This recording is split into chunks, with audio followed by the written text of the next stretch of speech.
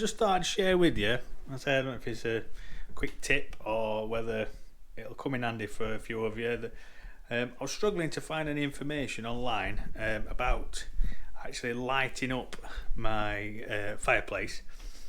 So I had a chat with my electrician, and we've devised a system that we think should work no problem, and absolutely no problems whatsoever. But if it does, obviously we've got a backup, or even if you don't like it and will not use it. But what I did is try to use all the components in putting the lights in the fireplace that's heat resistant and work at high temperatures. So I'll go through it with you and just show you what I've been doing, and you can comment all you like whether I'm right or wrong, or whether you think I should or shouldn't be doing it. But I'm quietly confident that I'm gonna have no problems whatsoever in this system. So first of all, what I did was I fitted the register plate underneath here, and I've cut out in the metal plates some holes, and I've pre-drilled in each corner some screw holes where I'm going to be fixing my lights to. Because what I thought is, well, once the register plate's in, it's not going to come back out. So should a bulb pop in the lights, I'm going to have a job changing the bulbs. That's my first problem. Well, my first problem was finding some lights. So what I did was scoured the internet, as you do, and what I've got is these little oven lights. Now they're only 25 watts. The heat resistant obviously to, I think it's these actual lamps, the heat resistant to 250 degrees or 300 degrees Celsius, because obviously they're designed to go inside an oven, which I thought that's perfect, because this area around the fire, although it's going to get warm, it's not going to be as hot as inside an actual oven. So what I did was I ordered these online. I've got 2 of them, and I mounted them on the piece of metal, or just slightly larger than the hole that I've cut out in the register plate. So therefore they're going to go up and screw into there just like that, and be fixed in place and attach to these cables, which I'll come to next, because that's my next problem. Is as I was putting in the wiring, I realised I wanted the lighting in the fireplace to be controlled on a separate switch, so that if we didn't like it, we didn't have to have it on. And obviously if the fire's on in winter, if the fire's on in winter, then we don't have to have the lights on anyway, because we'll probably end up going to mostly use them in the summer. But what I wanted to do is make sure they're heat resistant, so that while they're in there, when the fire's on, there's going to be no problems whatsoever.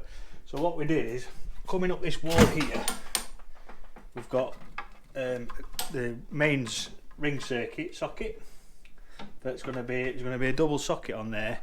I think we're going to shelve the printer on this actual shelf on here. So, and then what we've done from there is looped a fused spur. So it's a fused spur. It's going to come to the other side of this shelf, down to a switch, if you like, so that when I want to switch the lights on under there, I can just flick the switch, which hopefully I'll show you when we get to the end of this project. I'll be able to show you it all up and running and working. But my next problem was the cabling that's going to go to the top of the lights. Obviously the flue is going to go through the register plate up there, and the flue runs at a roundabout internally. I think the optimum burn temperature is about 250 degrees. So I needed something that was heat resistant cabling wise for the radiant heat that were going to come off the sides of this flue pipe. So what I found were, I was talking to the electrician, and he was mentioning the heat flex cable that sort of goes immersions and things like that. But after looking into it, that's only rated to 90 degrees Celsius. So I went online, a few different websites, and I found this particular, bear with me a sec, this particular cable, which is a silicon based cable, and it's got 1mm thick lighting copper cable inside, And the other thing I said to the electrician is I could find some cable that were rated to like 800 degrees Celsius, but it was single. But apparently they have to be double insulated, which means it's got a sleeve on the outside of the cable itself and then a sleeve housing the whole of the cable. So that ruled out that particular type of cable. So we found this cable online. It's a silicon based cable, and it's actually rated, I think this one in particular is rated to 250 degrees Celsius maximum peak temperature, or it might be working temperature, but there's no way it's going to get to 250 degrees Celsius within 6-8 inches of the actual flue itself. But what I've also done is just to double protect myself, if you like, just in case the temperature goes up. I've also found this glass fibre sleeving. Now this glass fibre sleeving goes over the top of this one, which I'll show you here. So where I've drilled through the wall, obviously I've got these to seal up yet as well, I'm going to have some fire cement through there, that I've drilled through the top of the wall. So the cable comes out of the switch into the top of the first light and then loops back out through the hole just next to it, then runs across, I've got it all to tack in yet, all runs across to the other side of the fire.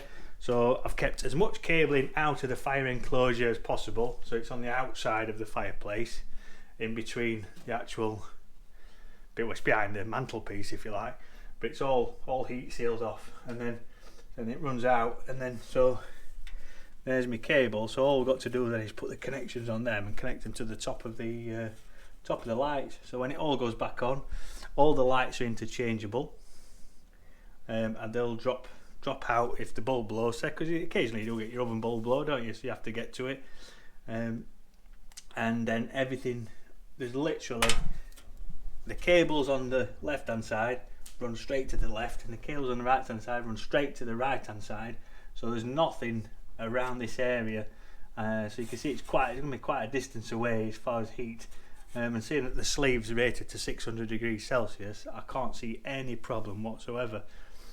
But that's how I'm lighting up my fireplace.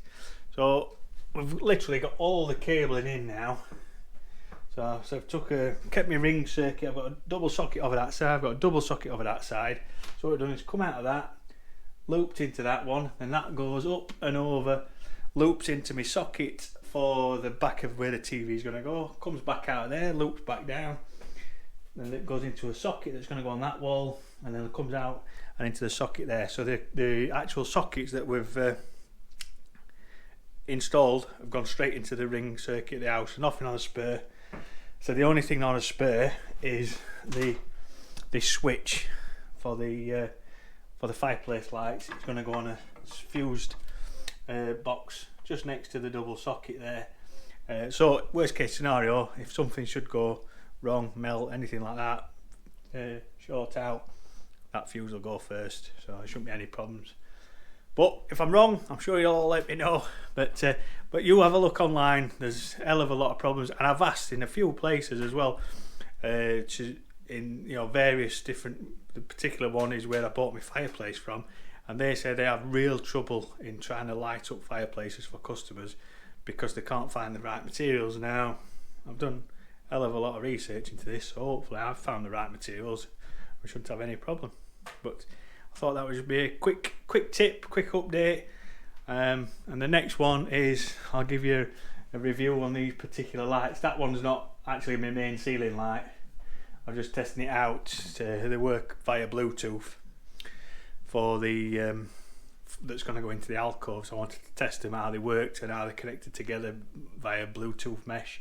And then obviously you'll see now I've got some.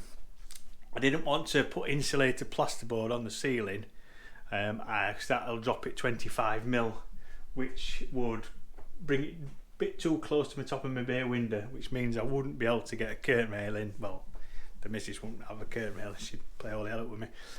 So I've used this stuff. It's exactly the same as I'm using a man cave, and I know the man cave is lovely and toasty and warm. So that's the equivalent of 50mm polystyrene insulation. Now on insulated plasterboard you only get, I think it's 20-25mm, so hopefully that should be even warmer anyway. So I'm going to tack up this weekend, I'm going to tack up some plasterboard. and then literally I'm hoping next week me flue guy is coming to fit the flue, and then we're away. Then we can start enclosing the fireplace off. So it's all coming together quite nicely. So hope you like this top tip for lighting your fireplace, and I'm sure you'll let me know if I'm wrong or right, or more. Hopefully I've helped you in some way. So if I've helped you, give us a like and a subscribe, and I'll see you in the next one. Thanks a lot. Bye bye.